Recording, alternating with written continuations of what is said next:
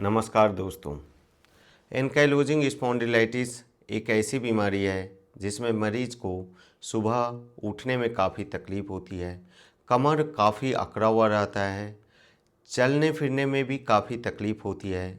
ज्यों-ज्यों यह बीमारी आगे बढ़ती है, मरीज के जोड़ आपस में मिल जाते हैं, जिसके कारण उसके किसी भी मूवमेंट में काफ़ी तकलीफ़ होती है, वह चल नहीं पाता, उसके जोड़ खराब होने लगते हैं।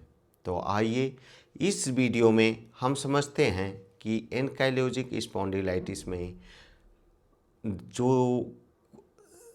एनकाइलोजिंग स्पॉन्डिलाइटिस में फिनाइलबुटाजोन ओजोन थेरेपी का क्या रोल है। यदि हम फिनाइलबुटाजोन को इंटरनेट पर देखें तो यहाँ दो तरह की बातें देखते हैं, दो तरह के ग्रुप हैं डॉक्टरों का। एक तरफ doctor Arvind Diwakar sir, doctor L Prakash और इंडियन IOAS की पूरी टीम है जो इसे मैजिक ड्रग की तरह पुकारती है एनकाइलोजिंग स्पॉन्डिलाइटिस की। इनका दावा है कि यदि इस ड्रग का सेवन किया जाए तो मरीज के जोड़ खुलने लगते हैं। दूसरी तरफ ऐसे डॉक्टर्स भी हैं, पूरी ग्रुप है जो मानते हैं कि फिनाइलबुटाजोन का साइड इफ़ेक्ट काफ़ी ज़्यादा है और इसलिए फिनाइलबुटाजोन को उतना ज़्यादा नहीं देना चाहिए। तो देखते हैं कि क्या है। फिनाइलबुटाजोन को 1949 में 1949 में इंट्रोड्यूस किया गया था और यह अगले 20-30 सालों के लिए rheumatoid arthritis, ankylosing spondylitis, gouty arthritis और कई दर्द की चीज़ों में इसे उपयोग किया गया और यह काफ़ी कारगर सिद्ध हुई। परंतु 1973 से 76 70s के दशक में कुछ स्टडीज आई।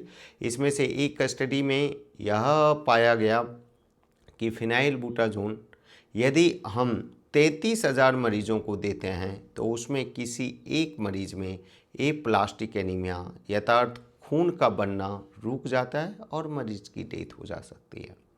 उसके 2-3 साल बाद एक और स्टडी आई, उसमें भी यह पाया गया कि यदि मरीज को 1 लाख पेशेंट ईयर्स यानी 1 लाख मरीजों को 1 साल तक 300 मिलीग्राम पर डे फिनाइलबुटाजोन दिया जाए तो उसमें 16 मरीजों में डेथ होने की चांसेज हैं।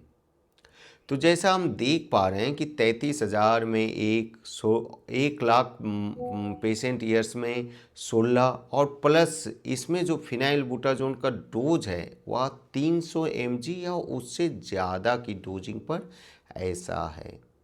तो doctor Arvind Diwakar sir, doctor L Prakash sir, इन लोगों का यह जो डोजिंग है इस बीमारी में एनकाइलोजिंग स्पॉन्डिलाइटिस में वह काफ़ी कम है।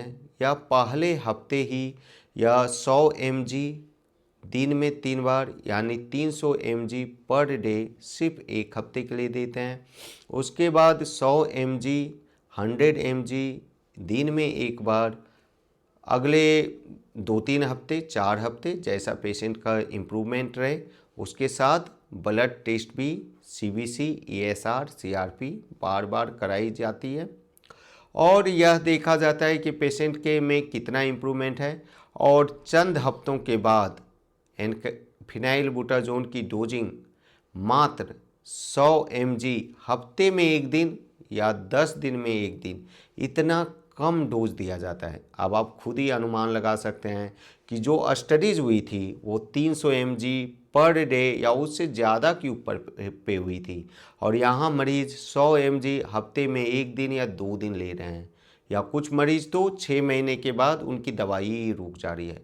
तो ऑब्वियस था कि इन लोगों को ऐसे कोई साइड इफ़ेक्ट का सामना नहीं करना पड़ा। और अब हमारे दिमाग में एक और प्रश्न जहन में आता है कि एप्लास्टिक एनीमिया जैसा रिएक्शन ड्रग का इडियोसिंक्रेटिक रिएक्शन होता है, अर्थात इस तरह के रिएक्शन ड्रग के डोज पर डिपेंडेंट नहीं होते हैं। अर्थात यदि आप कम डोज लेते हैं तो भी आपको इस तरह के रिएक्शन किसी भी ड्रग से हो सकते हैं। तो हमने अपनी रिसर्च को थोड़ा सा और आगे किया और चैट जीपीटी का हेल्प लेकर के यहाँ एक डेटा है कि हमने एक प्रश्न पूछा कि ऐसे ड्रग जिनका इंसिडेंस 16 केसेस पर लाख पेशेंट ईयर्स, जो कि फिनाइलबुटाजोन का था, और स्टिल नॉट बैंड, तो ऐसे ड्रग जिनका इंसिडेंस जो है एप्लास्टिक एनीमिया का 16 केस पर लाख से ज़्यादा हो, परंतु अभी भी वो यूज में आ रही है, बैंड नहीं है। तो इसमें जो नाम आया वो है carbamazepine, phenytoin, sulphonamides, methimazole, PTU, chemotherapy agents. और इस तरह से ये सारे ड्रग्स अभी भी यूज में हैं, जो जिनका एप्लास्टिक एनीमिया का रेट फिनाइलबुटाजोन के कंपैरिजन में ज़्यादा है। फिर हमने दूसरी स्टडी को भी रिसर्च किया कि ऐसे ड्रग्स की खोज की जिनका इंसिडेंस 0.003% से ज़्यादा हो और बैंड भी नहीं हो। तो ऐसी स्टडी में भी उन्हीं ड्रग्स के नाम आए, कार्बामेजेपिन, फेनिटोइन, सल्फोनामाइड जो कि एंटीबैक्टीरियल है ये, और फेनिटोइन और कार्बामेजेपिन बहुत कॉमनली यूज ड्रग्स हैं और स्टिल ये बैंड नहीं है। कुछ स्टडीज में फिनाइलबुटाजोन की एप्लास्टिक एनीमिया की इंसिडेंस इससे थोड़े ज़्यादा पाए गए हैं, जैसे कि इसमें 0.003% है, उसमें 0.404% है, बट स्टिल इन सब ड्रग्स के भी इंसिडेंसेस 0.15 से टू 0.02% है, मतलब बहुत ज़्यादा। यदि ये 15 to 20 पर लाख केसेस पर लाख पेशेंट ईयर्स है तो फिनाइलबुटाजोन का 20 to 40 ये मैक्सिमम उसका इंसिडेंस है। नाउ इन सब के अल्टरनेटिव होते हुए भी इन्हें यूज किया जा रहा है, जबकि फिनाइलबुटाजोन के जो अल्टरनेटिव्स हैं वो काफ़ी कॉस्टली हैं और उनके भी एफिकेसी अभी 100% नहीं है। तो कुल मिला के ये है कि रिस्क तो है फिनाइलबुटाजोन से, बट आप इसे ले सकते हैं क्योंकि ये रिस्क इतना बड़ा नहीं है, बहुत ज़्यादा नहीं है, जो इसके बेनिफिट को आउटवे, यानी बेनिफिट के कंपैरिजन में जब रिस्क को रखा जाए तो यह बहुत ज़्यादा अंतर नहीं पैदा करता है। Special thanks to doctor Arvind Diwakar sir और पूरी team, doctor L Prakash sir, कि उन्होंने अपने इस इंफॉर्मेशन को बाहर लाया। उनका पर्सनल एक्सपीरियंस 4 दशक से भी ज़्यादा रहा और कई सारे मरीजों पर रहा और इतने कम डोजेज में उन्होंने कोई साइड इफ़ेक्ट नहीं पाया। उनके प्रयासों से फिनाइलबुटाजोन दोबारा इंडियन मार्केट में पुनर्जीवित हुई और फिनाइलबुटाजोन ईजिली अवेलेबल अब होने लगी है। ऑल्दो अभी भी उतनी ज़्यादा अवेलेबल नहीं है, परंतु कई मार्केट में मिल जा रही है। और आईओएस के कई मेंबर्स ने और खुद मेरा भी फिनाइलबुटाजोन के प्रति काफ़ी सुखद अनुभव रहा। मैंने जब पेशेंट्स को दिया तो काफ़ी इम्प्रूवमेंट आया। अब यह क्वेश्चन आता है कि यदि फिनाइलबुटाजोन से दर्द सिर्फ कम होता है तो कोई और दर्द की दवाई क्यों ना दे, परंतु पहले भी स्टडीज़ हुई है और कई सारी स्टडीज़ में और खुद सर का भी मानना है कि फिनाइलबुटाजोन से जो ज्वाइंट फ्यूज हो जाते हैं वह ज्वाइंट दोबारा खुलने की क्षमता सिर्फ फिनाइलबुटाजोन में है, अदर एनसेड में नहीं है। ज़्यादा से ज़्यादा अदर एनसेड को यदि आप यूज करते हैं तो जो छाती का संकुचन है, छाती के फैलाव की क्षमता, वह थोड़ी इंक्रीज होती है, जबकि फिनाइलबुटाजोन से सुबह सुबह उठने की क्षमता, कमर के अकड़ में कमी और ज्वाइंट की मोबिलिटी यानी घूमने फिरने टहलने की क्षमता में बढ़ोतरी होती है। इसलिए फिनाइलबुटाजोन काफ़ी अच्छा ड्रग है और सबसे अच्छी बात कि यह काफ़ी सस्ता ड्रग भी है। दूसरी थेरेपी जिसकी बात कर रहे थे वो है ओजोन ऑटो हीमोथेरेपी। इसमें मरीज का ब्लड एक बोतल में लिया जाता है, कुछ ही ब्लड 60 ml 120 ml एक डिजायर्ड अमाउंट एक बोतल में लिया जाता है।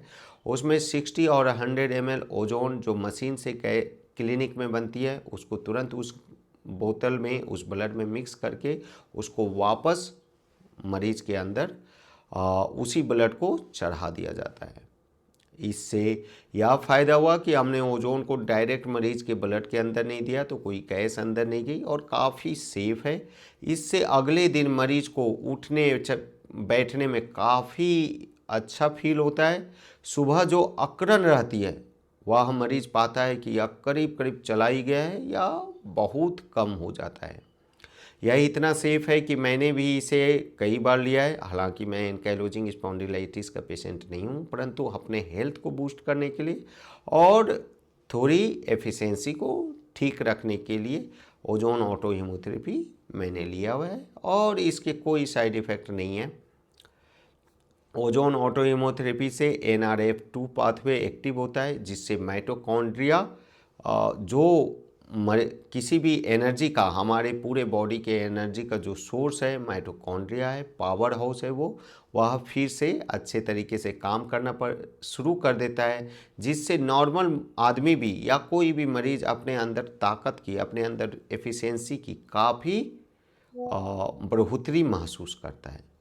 तीसरी जो बात कर रहे थे, कई बार एंकाइलोजिक स्पॉन्डिलाइटिस में कुल्हे के गोले सड़ने लगते हैं जिसे एवियन कहा जाता है। जब यह सड़ने लगता है तो मरीज को काफ़ी दर्द होता है।